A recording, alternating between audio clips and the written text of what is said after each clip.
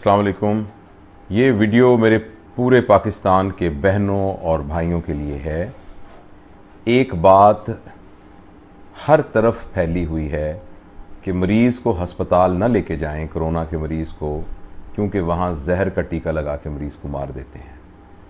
मैं कभी भी सख्त अल्फाज इस्तेमाल नहीं करता, लेकिन मेरे प्यारे भाई और बहनों, खुदा के लिए इस जहालत से हमें निकलना चाहिए। देखिए, दुनिया में प्रोफेशनल नेग्लिजेंस होती है और लोग चीज़ों में मिलावट करते हैं, लोग अपना काम दफ्तरों में सही नहीं करते, डॉक्टर भी निगलेक्ट कर सकते हैं, इस तरीके से और तरह की नेग्लिजेंस होती है। लेकिन कुछ नेग्लिजेंस ऐसी होती है जैसे जहाज़ के पायलट की नेग्लिजेंस होती है। अगर जहाज़ का पायलट नेग्लिजेंस करेगा तो सबसे पहले वो खुद मरेगा। इस वक्त डॉक्टर, नर्सेज, पैरामेडिक्स की हैसियत जहाज़ों के पायलट की हैसियत है। अगर कोई प्रॉब्लम होगा तो उसमें सबसे पहले वो खुद बेचारे जो हैं उसका विक्टिम होंगे और उसका शिकार होंगे।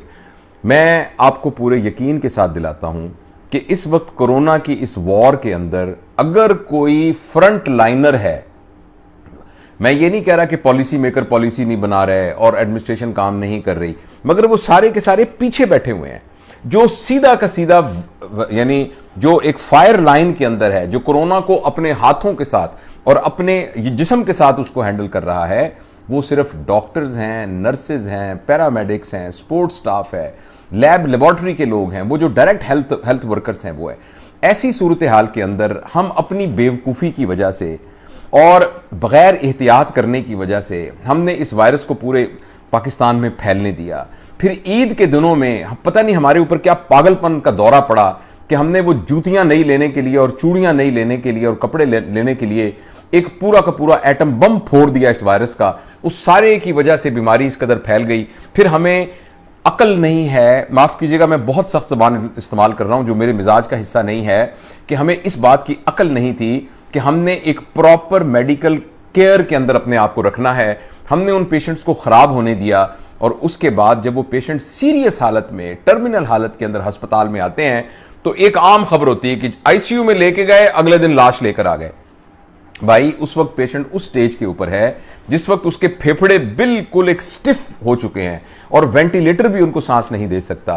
तो ऐसी सूरत के अंदर जो ये आजकल वाकयात हो रहे हैं कि डॉक्टर जहर का टीका लगा रहे हैं, देखिए, अगर आपने डॉक्टरों के साथ, पैरामेडिक्स के साथ, नर्सेस के साथ और तुम्हारे उन तमाम बहन भाइयों के साथ जो अपनी जान की परवाह किए बगैर फ्रंट लाइन के ऊपर इनकी केयर कर रहे हैं, अगर उनके साथ हमने इस तरीके का सलूक किया तो ये इसके बहुत ये अच्छे नतीजे इसके नहीं निकलेंगे, क्योंकि वो बेचारे अपना दिल छोड़ देंगे।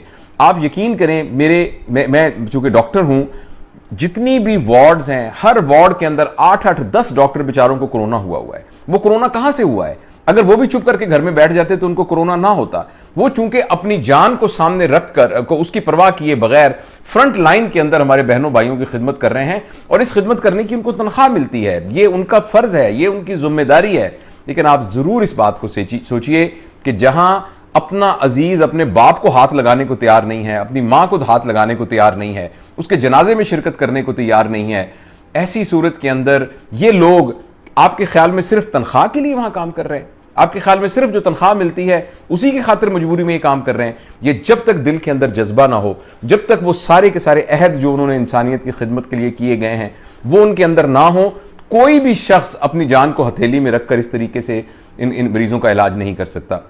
मैं आपसे गुजारिश करता हूं कि इस क्राइसिस के ज़माने में और इस शदीद एमरजेंसी के ज़माने में हमें मेडिकल, पैरामेडिक्स, नर्सेज और सपोर्ट स्टाफ की मदद करनी है।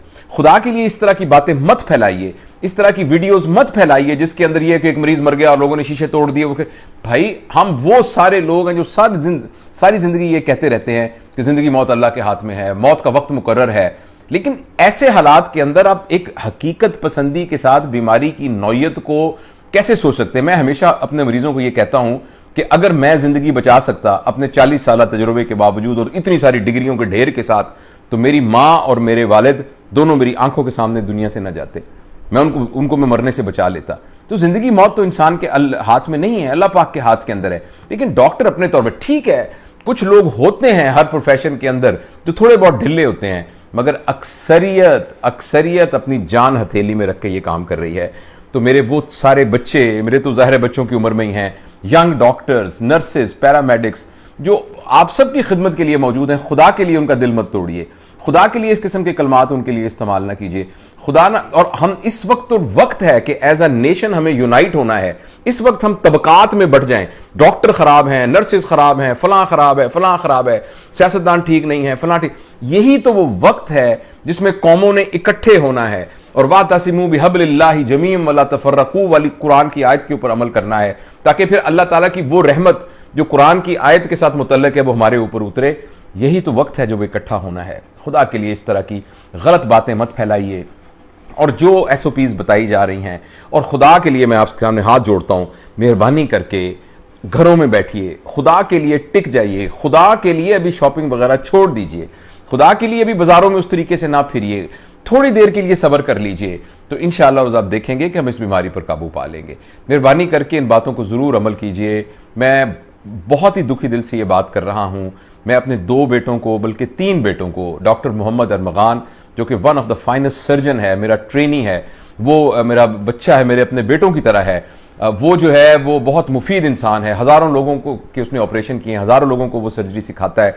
वो एक छोटे से कमरे में बेचारा क्वारंटाइन होकर कोरोना के साथ लड़ रहा है। मेरे जो 2 रियल बेटे वो उसके यानी क्वारंटाइन के अंदर हैं। हम खुद मतलब इतने लोगों को, अपने अजीज़ो अकारब को देख रहे हैं। इस सारे में हम सबकी कौमी जिम्मेदारी है। मेहरबानी करके घर में रहिए। यकीन करिए कोई जहर का टीका नहीं है, किसी किस्म का कोई जहर का टीका नहीं। जो कौन लगाएगा जहर का टीका? आपके ख्याल में किसी को जहर का टीका लगा के कोई रात को सुकून से सो सकता है? आपके ख्याल में इंसान इतना बेज़मीर हो सकता है कि किसी को खुद मार देगा?